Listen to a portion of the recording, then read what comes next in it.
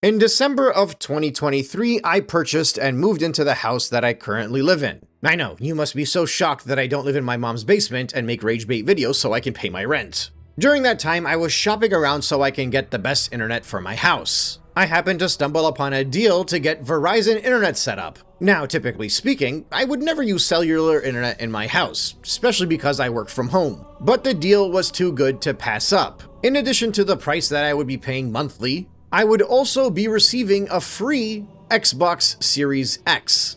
Now, I already had an Xbox Series X. I still have that Xbox Series X. And I'm not exaggerating, it's currently sitting on my shelf with a red Yoshi plushie right on top of it. I barely use it anymore. But back then, it was still my main gaming machine, so I didn't need this free Xbox Series X that Verizon was offering. The caveat through Verizon was that you would have to keep the internet with them for at least 6 months, and you would get a free Xbox Series X. Otherwise, they would have charged me the full price for that Xbox, which at the time was $350. And again, this is the Series X, not the Series S. So I went, I checked what it was worth on OfferUp, I sold it as a brand new Xbox to somebody, they saved the money because they didn't buy it from a store, I made money off of that Xbox, and I basically got free internet for a few months. That was less than 3 years ago. A lot has changed in those 3 years. One thing that has not changed is Nintendo's stock value is the same price now as it was back then, although it did go through a kind of an adventure where it went all the way up and then dropped significantly back down to the point where it's at the lowest point it's been now since the end of 2023. But this is not a video about Nintendo, however, since I'm NintenDeen, I had to add that little point in there so it can be relevant to my channel. This is about Xbox, and the fact that the budget console for Xbox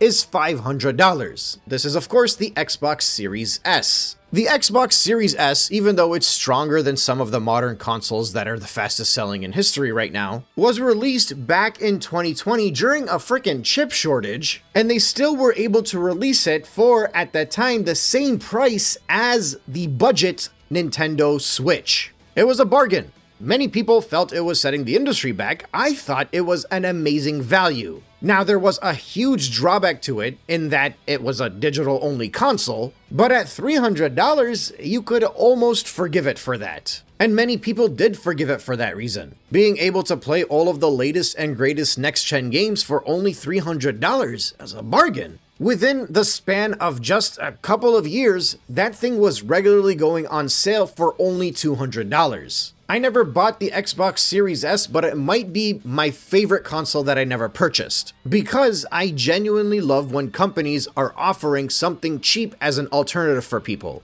I never bought a Switch Lite. I never needed a Switch Lite. But I adore that the Switch Lite exists. I adore that it was always $200. It was a great way to get into the Nintendo space without having to drop $300. But today, effective August 1st of 2026, coincidentally exactly 1 year since Nintendo increased the price of their last gen Switch 1, Xbox is going to be increasing the price of their current gen, but it's a 6-year-old generation lineup, into the point where the Series S now is going to be sold for $500 for the 512 gigabyte model. And remember, this is a digital-only console. That is a current $100 price increase for the Series S, but as a whole, from when it launched, and actually from only a couple of years ago, until now, the price has gone up to $500 where it was regularly selling below $300. So now, effectively, the entry point into the Xbox world is $500, and it goes up to, what is it, like $750 or $799, something like that. Capping off at the 1 terabyte model for the Xbox Series X, and they are sunsetting the 2 terabyte model because, well, memory prices are insane. Now, obviously, Xbox is doing this for the same reason that the entirety of the industry is doing it. And there will be plenty of people out there going after Xbox and attacking them. Just like they attacked Valve, just like they attacked Sony, and just like I attacked Nintendo. And they all deserve it. Every one of them. Because none of them have an interest in taking a loss on their hardware to increase their user base and make their money back by selling software, which was the tried and true method for decades. They all have subscriptions now. They all have DLC. They all release incomplete titles and want you to pay more in order to have the full experience. They all are taking shortcuts on the type of games that they're releasing. They all are looking for different ways to milk you to every last penny that you have. And in the past, because they knew that the only way they could do that was by offering you a discount so you can get into their hardware, well now, they don't care. Either they have enough people where they're milking them and it's completely fine to not take a loss on the hardware, or there's just plenty of confidence that they're going to sell the amount of units that they want to sell anyway, so it doesn't matter anymore. But one thing that is for certain, regardless of why they are pricing these things the way that they are, these things are getting expensive. Very crucially, I want you to understand that when I talk about when this Series S was cheaper, or when I got this free Series X for $350 value, I'm saying that this was back in December of 2023. I'm not saying 2018. I'm not saying 2019.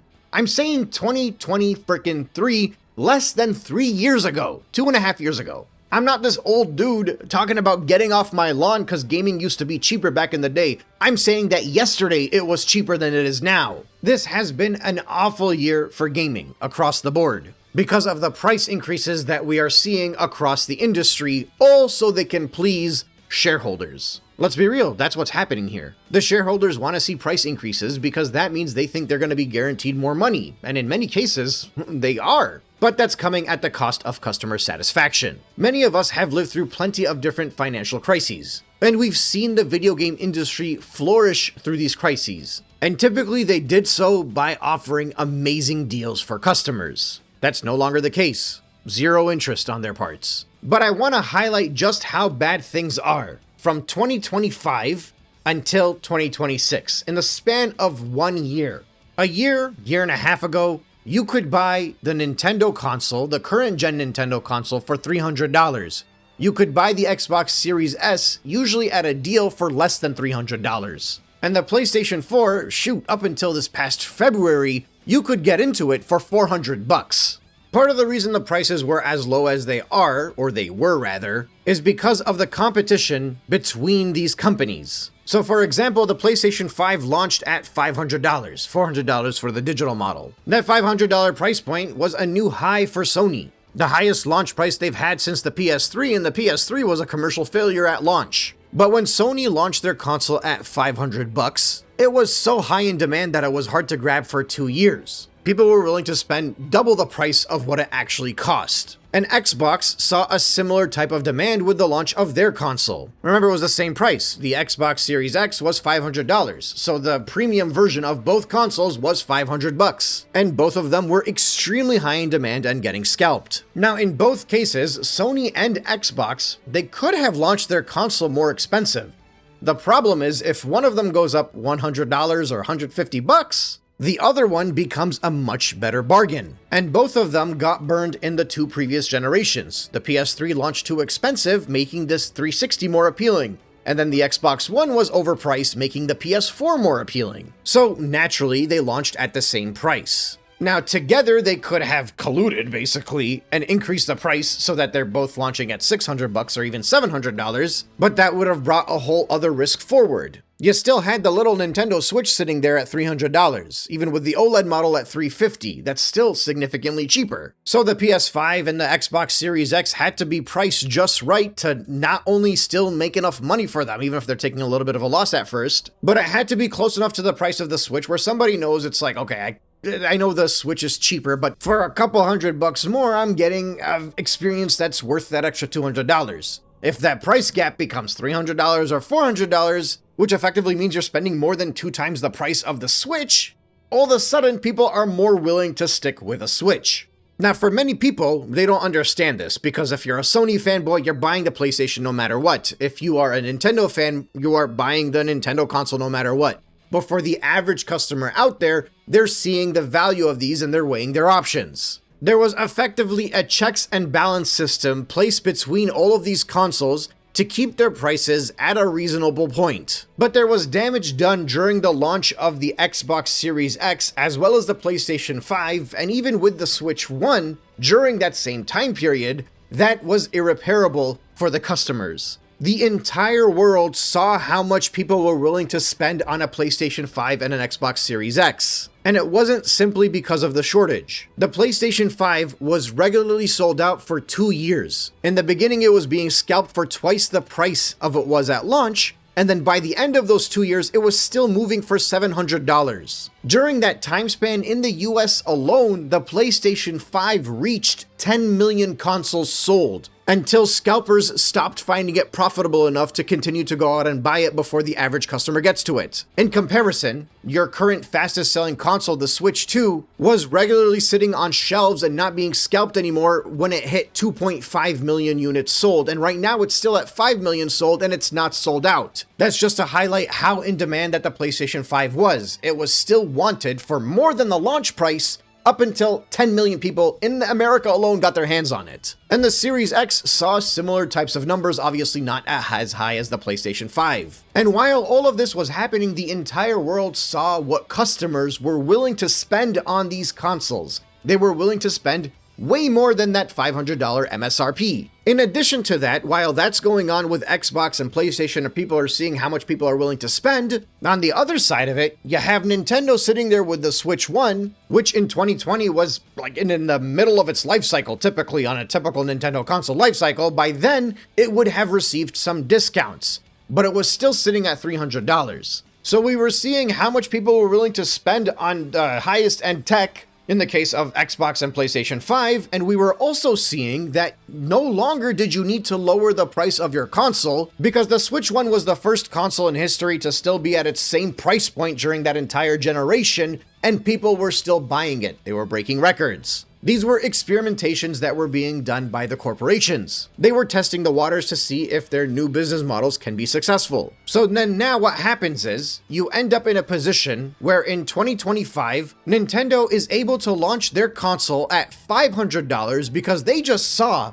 that the customers out there are willing to spend between $700 and $1,000 on a PlayStation 5 for 2 freaking years. And of course, a Series X as well. Well, not really for 2 years, and it didn't go up to $1,000, but you were still selling it between $600 to $800. Then by you, I mean you scalpers out there that were flipping it. So if Nintendo knows that the people that are willing to buy the high-end stuff were willing to drop between $600, $700 to $1,000 for those new consoles, they know without a shadow of a doubt that if they sold their Switch 2 at the price that it should have been, between $350 to $400, guess how much the scalpers would have been selling it for?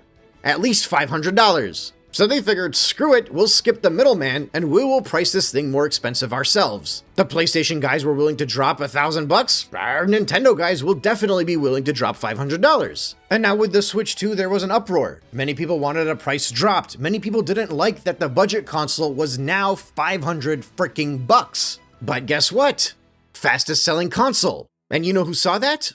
Sony and Xbox. So now if the budget console is $500, guess what they're gonna do? They're gonna sell their PlayStation 5 and their Xbox Series X now for $700 to $800. And with games like Grand Theft Auto 6 on the horizon, they're still gonna sell because people want to play those games. Obviously, the PlayStation 5 is going to do much better than Xbox, as it has been, but the Xbox is still going to sell enough units, especially the Series S, because it'll be the cheapest way to pick up Grand Theft Auto, if you don't already own a console that plays it. And this even extends into the PC space. Valve, seeing that the budget console is $500, they're seeing that Sony and Xbox are charging an extra couple $100. So yeah, they're like, okay, so this memory crisis came up, we could subsidize the console, or, hear me out, if the console gamers are willing to drop $700 to $800 on a console that is more expensive now than it was 6 years ago, our PC guys will eat up this $1,000 price tag. And then the cycle just continues. Well, now the Steam machine is gonna cost $1,000, so all the different handheld gaming PCs can adjust their prices accordingly, and then Xbox is like, well, we have Game Pass that'll be cheaper than what the PCs are doing, so we can increase our price, and then Sony's like, well, Xbox is reducing their price, so now we can probably match the Xbox price, because if the Xbox fans are willing to pay that, we know the Sony fans are going to pay it. And then Nintendo's going to be like, hold on a second, you guys are all charging like $800 now, I can go to $600 and I can still be considered the budget model.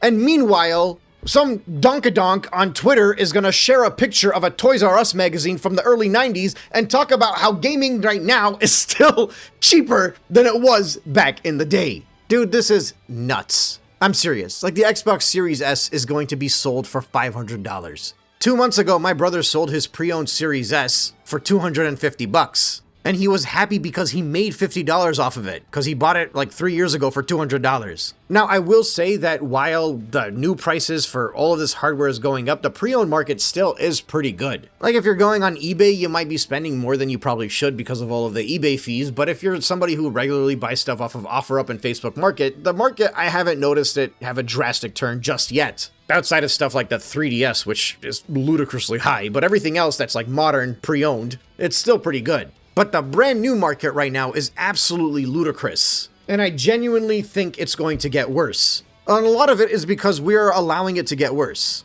We keep buying stuff because everybody has their weakness that will make them fold.